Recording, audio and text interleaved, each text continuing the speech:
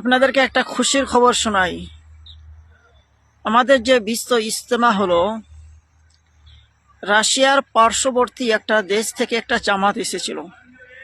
সেই জামাতের কোনো এক ব্যক্তি স্বপ্নের মাধ্যমে দেখছেন যে বিশ্বনবী জনাবে মুহাম্মদুর রাসূলুল্লাহ সাল্লাল্লাহু আলাইহি ওয়াসাল্লাম তিনি ইন্ডিয়াতে এসে সেই বিশ্ব ইজতেমার জন্য মানুষের কাছে কাছে গিয়ে তিনি গাস্ত করছেন। আলহামদুলিল্লাহ, আলহামদুলিল্লাহ, কত বড় খুশির খবর। অর্থাৎ আমাদের যে বিশ্ব ইজতেমা হলো, কয়েক কোটি মানুষের সমাগম, এ কয়েক কোটি মানুষকে নিয়ে যে বিশ্ব ইজতেমা হলো, সে ইজতেমা আল্লাহ দরবারে কবুল হয়ে গেছে। আলহামদুলিল্লাহ। এই খুশির খবরটা আপনি সারা পৃথিবীর মানুষের কানে কানে পৌঁছে দেন। আল্লাহ যারা এই খুশির খবরটা, এই ভিডিওটা যারা শেয়ার করে দিবে, আল্লাহ তুমি বিশ্ব নবীর দিদার তার সঙ্গে তুমি করিয়ে দিও। আমিন, আমিন, আমিন।